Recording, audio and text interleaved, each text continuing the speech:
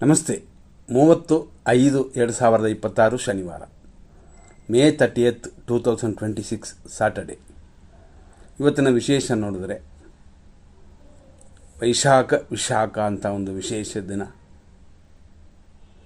ಅದು ಅಲ್ಲದೆ ಇವತ್ತು ಸೂರ್ಯೋದಯ 5:52ಕ್ಕೆ ಚತುರ್ದಶಿ ಇದೆ. ಚತುರ್ದಶಿ ಅನ್ನೋದು ಅಮಾವಾಸ್ಯೆ ಮತ್ತು ಹುಣ್ಣಿಮೆಯ ಹಿಂದಿನ ದಿನದಲ್ಲಿ ಬರುವಂಥದ್ದು.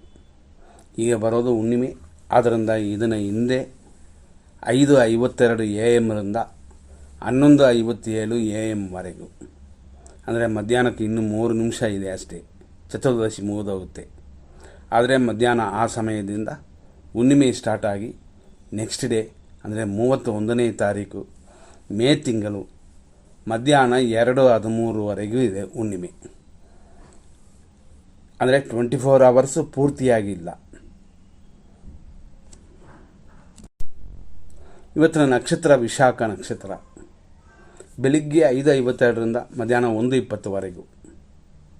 ಆದರೂ ವಿಶಾಖ ನಕ್ಷತ್ರ ರಾಕ್ಷಸಗಣವಾದರೂ ಕಾರ್ಯಸಿದ್ಧಿ ಉಂಟು, ಶುಭ ಕಲ್ಯಾಣ ಯೋಗ ಉಂಟು ಅಂತ ಬರುತ್ತದೆ. ಆನಂತರ ಬರೋದು ಅನುರಾಧ ನಕ್ಷತ್ರ. ಅಂದರೆ ಮಧ್ಯಾಹ್ನ 1:20 ಮೇಲೆ ದಿನ ಪೂರ್ತಿ ಅನುರಾಧವಿದೆ, ಅದು ಅಮೃತ ಲಾಭವಿದೆ. ದಿನ ಚೆನ್ನಾಗಿದ್ರು ಇವತ್ತು ಶನಿವಾರ. ಈ ಒಂದು ವಿಷಯನ ಜ್ಞಾಪಕದಲ್ಲಿ ಇಟ್ಕೊಳ್ಳಿ. ನೆಕ್ಸ್ಟ್ ನಾವು ನೋಡುವಂಥದ್ರಲ್ಲಿ ಏನಂತಂದರೆ, ಇವತ್ತಿನ ದಿನಕ್ಕೆ ರಾಹು ಕಾಲ, ಯಮಗಂಡ ಕಾಲ ಅಂತ ಕೆಲವು ವಿಷಯಗಳನ್ನ ನೋಡ್ಕೊಳ್ಳೋಣ. ಇವತ್ತು ವಿಷಕಾಲ ಅನ್ನುವ ರಾಹು ಕಾಲ ಬರೋದು 9:05ರಿಂದ 10:41. ಯಮಗಂಡ ಕಾಲ ಬರೋದು ಮಧ್ಯಾಹ್ನ 1:53ರಿಂದ 3:30. ಇವತ್ತು 100% ಶುಭ ಸಮಯಗಳನ್ನ ನೋಡೋಣ. ಹುಣ್ಣಿಮೆ ಆದ್ದರಿಂದ ಕೆಲವು ವಿಷಯಗಳನ್ನ ನೋಡ್ಕೊಂಡು ಮಾಡಬೇಕು. 7:37 ಬೆಳಗ್ಗೆಯಿಂದ 9:03 ಇದೊಂದು ಶುಭ ಸಮಯ. 10:43ರಿಂದ 1:51 ಶುಭ ಸಮಯ. ಸಂಜೆ 5:34ರಿಂದ 5:47ವರೆಗೂ ಒಂದು ಸಮಯ. ಸಂಜೆ 7:38ರಿಂದ ರಾತ್ರಿ 1:24ವರೆಗೂ ಒಂದು ಶುಭ ಸಮಯ. ಆಯ್ತು, ರಾತ್ರಿ 3:08ರಿಂದ ಒಂದು ಶುಭ ಸಮಯ. ಈ ಶುಭ ಸಮಯಗಳು ಅಂತಂದಾಗ ಕೆಲವು ಸಮಯಗಳಲ್ಲಿ ಸ್ವಲ್ಪ ಇರುತ್ತದೆ.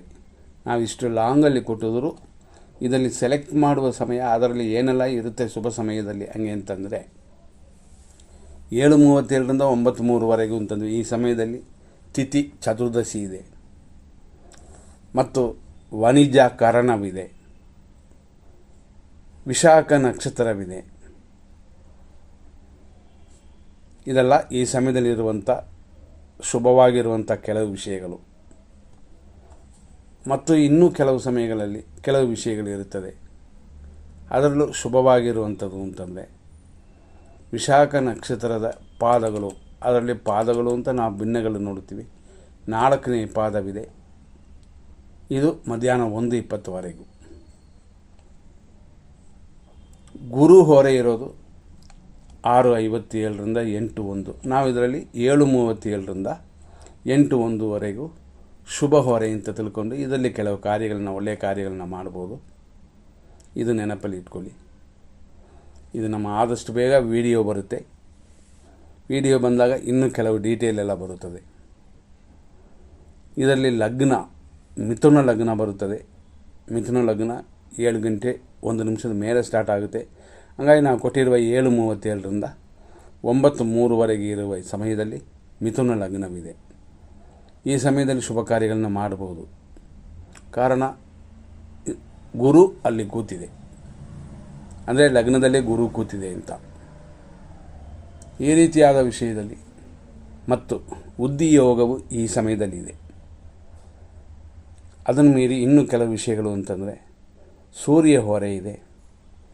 ಸೂರ್ಯನ ಹೊರೆಯಲ್ಲಿ ಏನು ಮಾಡ್ಬೋದು ಅಂತಂದರೆ ಅಧಿಕಾರಿಗಳನ್ನು ಮೀಟ್ ಮಾಡೋಕ್ಕೆ, ಅಪ್ಲಿಕೇಶನ್ ಹಾಕೋಕ್ಕೆ, ಕಂಪನಿಗಳ ವಿಷಯವಾಗಿ ಮಾತಾಡೋಕ್ಕೆ, ಇಂಥದಕ್ಕೆಲ್ಲ ಇದು ಒಳ್ಳೆಯ ಸಮಯವಾಗಿರುತ್ತದೆ.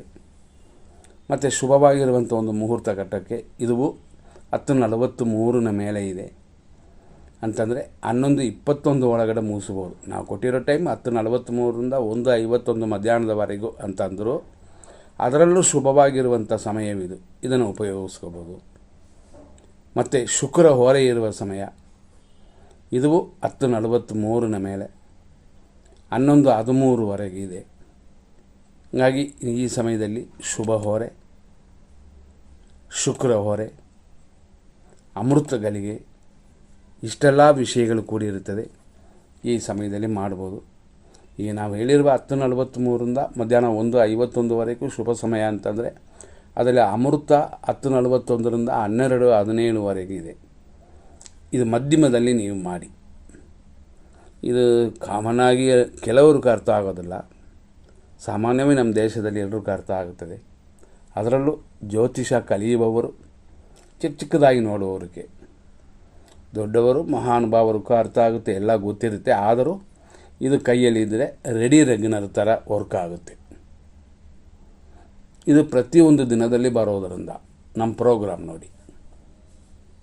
ಇದನ್ನು ಪ್ರಿಂಟೆಡ್ ಆಗಿ ಬೇಕು ಅಂತಂದರೂ ನೀವು ನಮ್ಮ ಹತ್ರ ಕೇಳಿ ಪಡ್ಕೋಬೋದು. ಸ್ವಲ್ಪ ಚಾರ್ಜ್ ಇರುತ್ತೆ. ಈ ರೀತಿ ತಿಳ್ಕೊಂಡು ಇಂಥ ಕಾರ್ಯಗಳನ್ನು ಅಂದರೆ ಶುಭ ಕಾರ್ಯಗಳನ್ನ ಮಾಡ್ಬೋದು.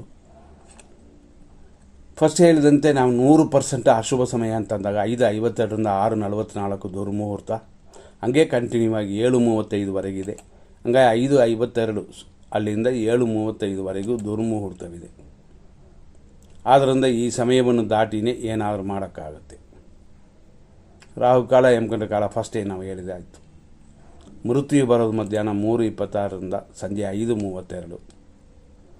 ನಕ್ಷತ್ರವೇ ವಿಷವಾಗುವ ಸಮಯ ಯಾವುದು ಅಂತಂದರೆ ಸಂಜೆ 5:49 ಮೇಲೆ 7:36. ಆದ್ದರಿಂದ ನಕ್ಷತ್ರದ ವಿಷಯದಲ್ಲಿ ಗಮನ ಕೊಡಲೇಬೇಕು. ನಾವು ಫಸ್ಟೇ ಹೇಳಿದ್ವಿ ಇವತ್ತಿನ ನಕ್ಷತ್ರ ವಿಶಾಖ ಮತ್ತು ಅನುರಾಧವಿದೆ ಅಂತ. ಅನುರಾಧ ಮಧ್ಯಾಹ್ನ 1:20 ಮೇಲೆ ಬರುತ್ತದೆ. ಹಾಗಾಗಿ ಈ ಸಮಯಗಳನ್ನು ನೋಡಿ ನಿಮ್ಮ ಕಾರ್ಯಗಳನ್ನು ಮಾಡಬಹುದು. ನಾವು ಹೇಳಿದಂತೆ ನಕ್ಷತ್ರ ವಿಷಘಟಿಕಾ ಕಾಲ ಅಂತೀವಿ.